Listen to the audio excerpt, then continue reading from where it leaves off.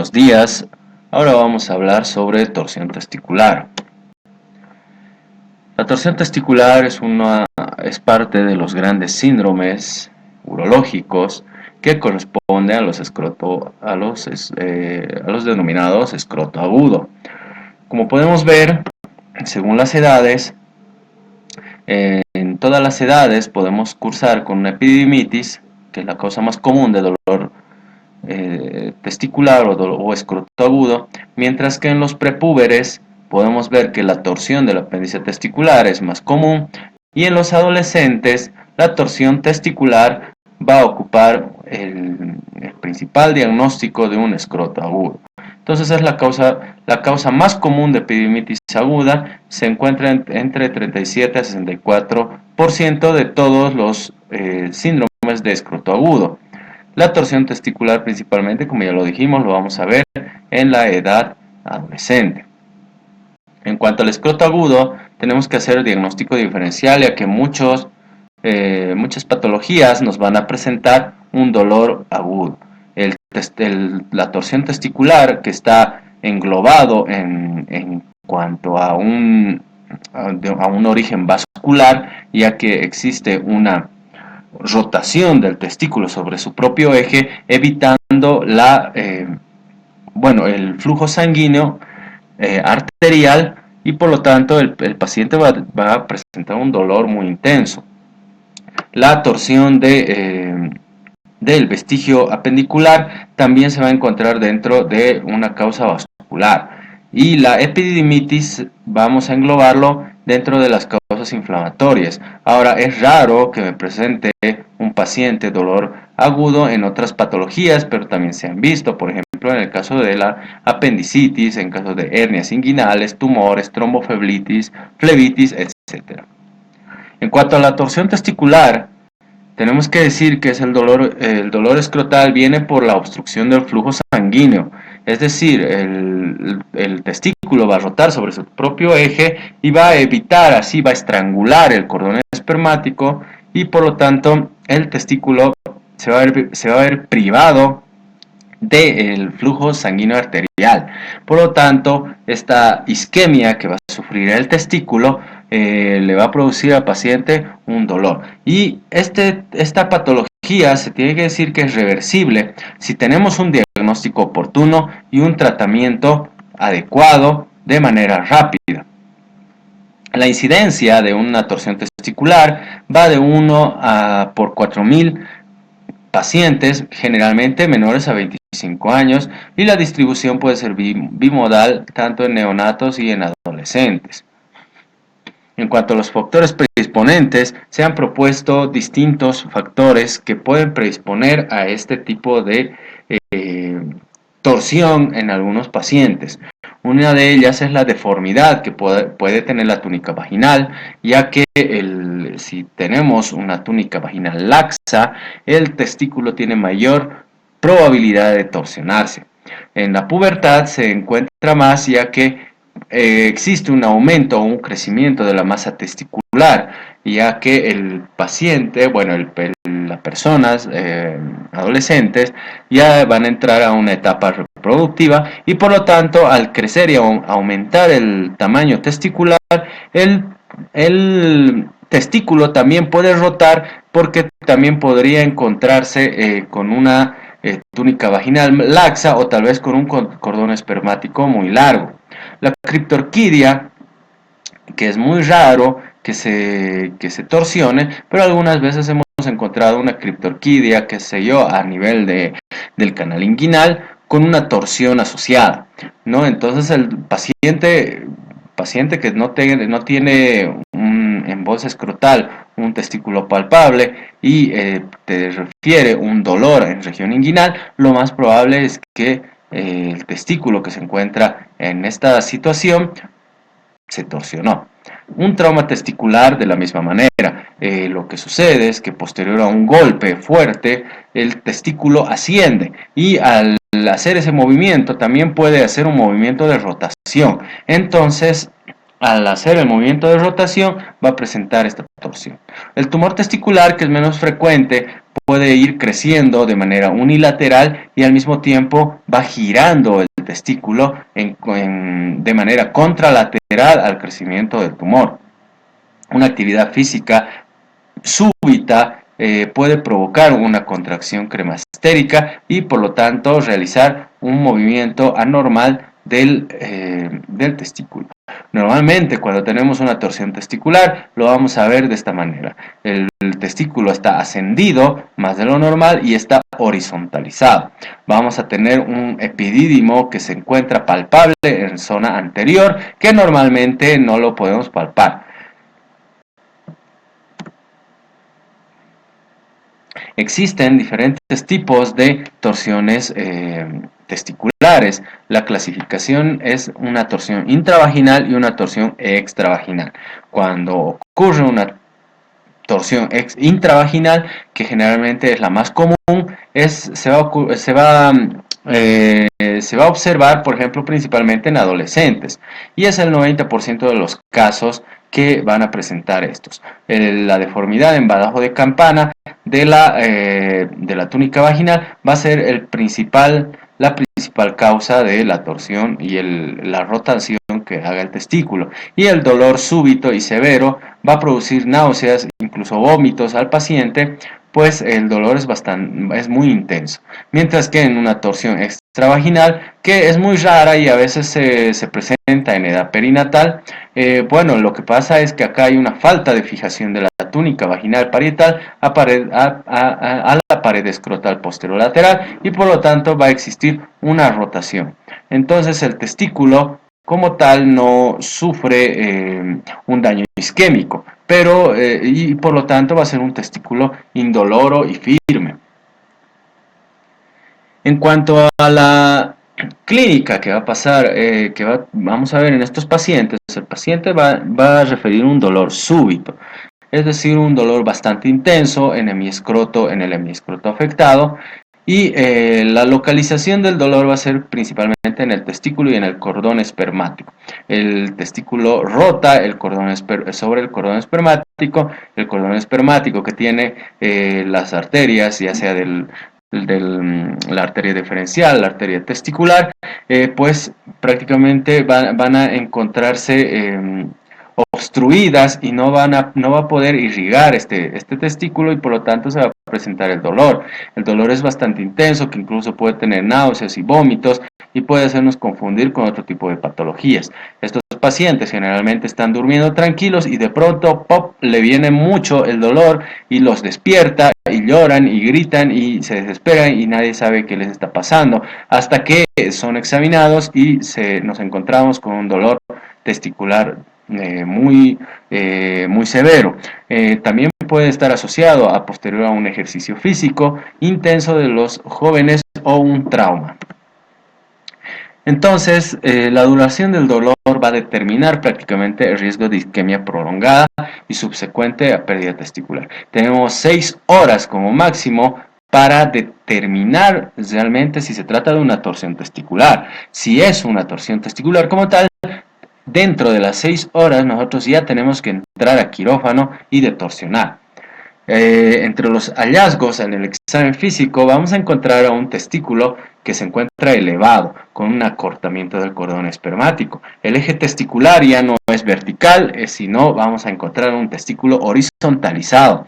Al paciente, después de calmar el dolor, obviamente, le vamos a decir que se ponga de pie y vamos a apreciar cómo uno de los testículos tiene una posición normal vertical, mientras que el otro, aparte de estar elevado, va a estar horizontalizado.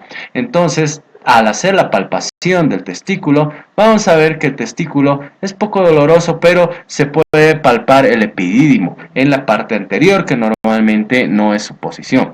Y además, una de las cosas más importantes es la ausencia del reflejo cremastérico, que es casi patognomónico de la torsión testicular. Entonces, en estos pacientes vamos a ver esto, ya sea en niños o sea en adultos. El testículo generalmente está aumentado de volumen, es doloroso y está agrandado y generalmente tiene una orientación distinta a su homónimo contralateral. Decíamos que el reflejo cremastérico, que ya sea con con un objeto o con la misma mano hacemos un estímulo en la cara interna del muslo afectado, normalmente el testículo hace un movimiento de suspensión y luego vuelve a su normalidad. Pero si este reflejo está ausente y tenemos los signos clásicos de una torsión testicular, pues prácticamente es patognomónico para diagnosticar una torsión testicular.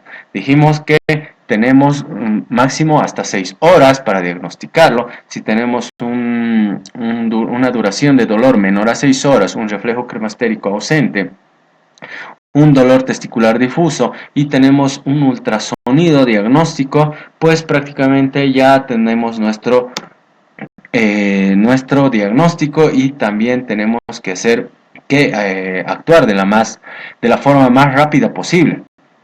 El diagnóstico es de dos tipos, entonces, es clínico y es imagenológico.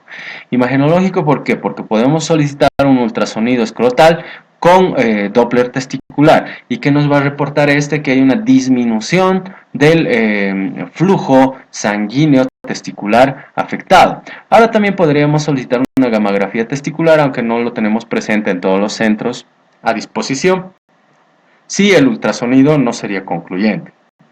Pero si la sospecha clínica es fuerte, no debe retrasarse la intervención quirúrgica para confirmar el diagnóstico radiológico. ¿Qué es lo que vamos a encontrar en una ecografía Doppler testicular? Pues la disminución del flujo sanguíneo testicular. Este examen tiene una sensibilidad de 63% y una especificidad del 99%. Podría existir en algunos casos, en unas fases tempranas, todavía un flujo arterial presente, en una torsión parcial o una torsión intermitente, con una disminución parcial del flujo. Pero si nosotros tenemos una clínica y tenemos prácticamente signos claros de que es una torsión y el Doppler nos ayuda prácticamente con el diagnóstico, pues no hay que demorar demasiado. Si tenemos un Doppler y la clínica no es muy clara, podríamos ayudarnos con una gammagrafía testicular que nos va a dar prácticamente la funcionalidad del testículo. Si encontramos un área fotopénica con el llamado signo de la dona o ojo de toro, también vamos a tener el diagnóstico de que el paciente está cursando con una torsión testicular. Entonces, en la ultrasonografía, si vemos que hay una disminución del flujo sanguíneo al testículo, lo más probable es que se trate de una torsión testicular. Si vemos todo lo contrario, un aumento del flujo sanguíneo, pues este paciente está cursando con una infección, está cursando con una epidemitis o una orquitis. En cuanto a la tasa de salvamiento testicular, tenemos que decir que los principales responsables de que este paciente no conserve el testículo vamos a ser nosotros. Si logramos diagnosticar la torsión testicular en menos de 6 horas, la probabilidad de salvar el testículo es de 90 a 100%. Si diagnosticamos una torsión testicular entre las 6 y 2 horas, disminuye la probabilidad de salvar el testículo hasta un 50%, y más aún si tardamos más de un día. Entonces, entre más temprano sea la intervención quirúrgica con una restauración del flujo sanguíneo normal, mayor va a ser la tasa de salvamento testicular. Existen distintos tipos de torsión testicular perinatal. Estos son, por ejemplo, prenatal y postnatal. Cuando hablamos de torsión testicular prenatal, prácticamente todos los testículos que vamos a diagnosticar al nacimiento van a estar necrosados. Entonces, generalmente simplemente entramos a hacer una orquiectomía. Mientras que si se trata de una torsión testicular postnatal, es mucho más fácil o más, es más viable el tener un testículo sano. Existe una patología muy similar a la torsión testicular que debemos saber. que es la torsión del apéndice testicular. El apéndice testicular, que generalmente se encuentra en la cara anterior testicular, es un remanente del conducto mulleriano, que muchas veces también hace un movimiento de torsión que el mismo se estrangula y también puede producir un dolor y nos puede dar una clínica muy similar al testículo, pero la diferencia tal vez puede estar en que el reflejo cremastérico en esta patología está presente y no existe dolor a la palpación testicular. Además existe un signo patognomónico de esta patología, que es el signo de punto azul, que a partir de las 4 o 5 horas ya puede ser visible, ya que el apéndice testicular congestivo por obstrucción venosa va a mostrarnos esta imagen verde azulada y además miren la disposición del testículo, que está similar al de su homónimo, no está horizontalizado ni tampoco está muy suspendido. El tratamiento también puede ser variable de la torsión del apéndice testicular. Desde lo más recomendable es hacer una exploración escrotal y retirar este apéndice testicular ya necrosado, o si está por necrosarse, pues terminar de retirarlo el mismo, ya que se puede volver a torsionar. Pero el tratamiento, si es que no llegara a un estadio avanzado, como en este caso, puede ser conservador, con reposo físico, soporte escrotal y antiinflamatorios no esteroideos.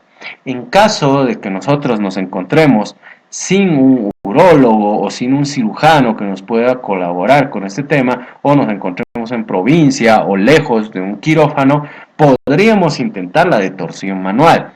La detorsión en dirección lateral puede reducir, ya sea en un 180 o hasta 360 grados, depende cuánto haya girado ese testículo, porque a veces giran 2, 3, hasta 4 vueltas, por lo tanto es bien complejo el detorsionar estos testículos. Pero sin embargo, una resolución incompleta con múltiples revoluciones podría igual nomás tenernos con con un problema de una necrosis testicular posterior. La tasa de éxito no es a un 100%, es de un 68-86%, e incluso algunas guías no te recomiendan hacer una detorsión, ya que porque podrías torsionarlo más en vez de ayudarlo. Pero, como lo dije, si no nos encontramos con un urólogo, un cirujano, o no tenemos quirófano, o me encuentro muy lejos y el quirófano más próximo está a más de 6 horas, pues yo puedo intentar una detorsión manual. En cuanto al tratamiento, prácticamente tiene que ser rápido. La detorsión del cordón espermático es lo más rápido posible, ya que el testículo tiene hasta 6 horas de viabilidad. ¿Y cómo voy a saber si este testículo está viable?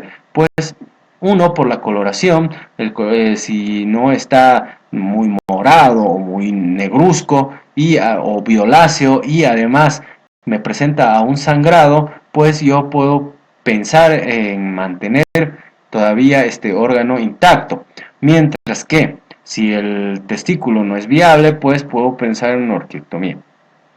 Una vez detorsionado el testículo, lo primero que se debe hacer es una orquidopexia. La orquidopexia es una fijación del testículo con un punto, como vemos acá, a través del testículo a la pared escrotal, para que éste no se vuelva a detorsionar. Sin embargo, la complicación más significativa es la pérdida de testículo. En 55% de las exploraciones, por una tardanza en el diagnóstico o por confundir el diagnóstico de una torsión con una inflamación o una infección, generalmente estos pacientes vienen ya casi asintomáticos, con el testículo ya necrosado, porque tienen un pico. Es decir, el dolor no va a ser eterno, va a durar unas 8 o 10 horas, y luego el dolor ya va a disminuir. Entonces nosotros nos confundimos y al ver que el dolor ha disminuido, pues le seguimos dando antibióticos pensando que es una epididimitis. Sin embargo, este ya se encuentra totalmente necrosado, por lo tanto, el testículo ya es inviable. En cuanto a las complicaciones, la atrofia testicular es una de las principales. Las recurrencias por posorquidopexias que se han visto en muy pocos casos, es decir, aparte de haberlo fijado el testículo, se vuelve a torsionar, pero es muy raro. Las infecciones de herida quirúrgicas que en bajas proporciones se ha visto, y obviamente la disminución de la fertilidad en nuestros pacientes, ya que el daño de la isquemia y de la perfusión de ese testículo afectado va a disminuir los niveles séricos de inhibina y por lo tanto también va a haber un daño contralateral. En cuanto a las causas de pérdida testicular, tenemos que decir que la principal causa de pérdida testicular no es solo el paciente, sino somos nosotros. Nosotros nos confundimos y no podemos hacer un diagnóstico adecuado. Por lo tanto, el 58% de la causa de una pérdida de un testículo es el médico. Si nosotros no hacemos una evaluación adecuada, una historia clínica adecuada y prácticamente perdemos tiempo, más de 6 horas después de que comenzó el dolor, pues el paciente prácticamente va a perder el testículo, y lo que vamos a hacer es, bueno, como son pacientes jóvenes, vamos a disminuir a un futuro su probabilidad de tener descendencia, o también vamos a provocar problemas psicológicos, ya que un varón está acostumbrado y tiene la costumbre de tener los dos testículos en las fosas escrotales, y al no tener uno le podemos causar problemas psicológicos. Por eso los urólogos lo que normalmente hacemos es, si es que tuvimos la mala suerte de perder un testículo, pues buscamos la forma de operar y de instalar una prótesis para que el niño o el joven no tenga una alteración psicológica posterior. Los diagnósticos iniciales incorrectos también están en segundo lugar, ya que, como dije, generalmente lo podemos confundir con otro tipo de patologías, generalmente las infecciosas. Y el retraso de tratamiento, debido a que no contamos con los estudios complementarios necesarios, o no contamos con un médico capacitado, o un urólogo, o un cirujano, o no tenemos un cuarto de cirugía, pues este también va a ser una de las causas de perder ese testículo. Pues entonces es bastante claro, la evaluación del escroto, si se debe hacer menos de las 6 horas. Si el paciente me dice que ha tenido dolor y ya estoy en el tiempo adecuado, y yo estoy con un diagnóstico consistente de una torsión testicular, lo mejor que tengo que hacer es una exploración quirúrgica, una exploración escrotal. Mientras que si tengo dudas con el diagnóstico y todavía estoy con un dolor que tiene más de 6 horas, le pido una ultrasonografía Doppler. Si el Doppler está con una perfusión incrementada, pues lo más probable es que se trate de una inflamación, una orquitis o una orquiepididimitis. Y prácticamente vamos a pedir, ya no voy a pedir otros tipos de estudios. Sin embargo, si veo alteración del flujo sanguíneo testicular y veo signos de torsión testicular, pues la indicación es quirúrgica inmediata. Pasando a las preguntas: ¿en qué grupo etario se presenta generalmente la torsión testicular? Generalmente este tipo de patología vamos a encontrarlo en el grupo de 15 a 25 años. ¿Qué estudio imagenológico es determinante para el diagnóstico de torsión testicular?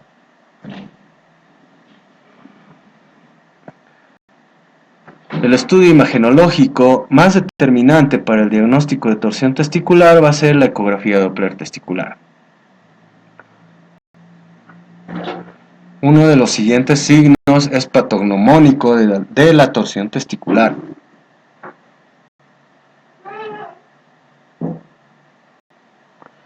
El dolor hemiescrotal intenso, un testículo suspendido y horizontalizado, una ausencia de reflejo cremastérico, un epidídimo palpable en región anterior, va a ser patognomónico de una torsión testicular. Tenemos un caso clínico, paciente de 17 años de edad, que refiere dolor hemiescrotal derecho intenso. Al examen físico vamos a encontrar un testículo doloroso, aumentado de volumen, epidídimo doloroso, la digitopresión, un reflejo cremastérico presente, una ecografía que nos va a reportar una hipervascularización testicular con signos inflamatorios. ¿Cuál va a ser la actitud en este paciente?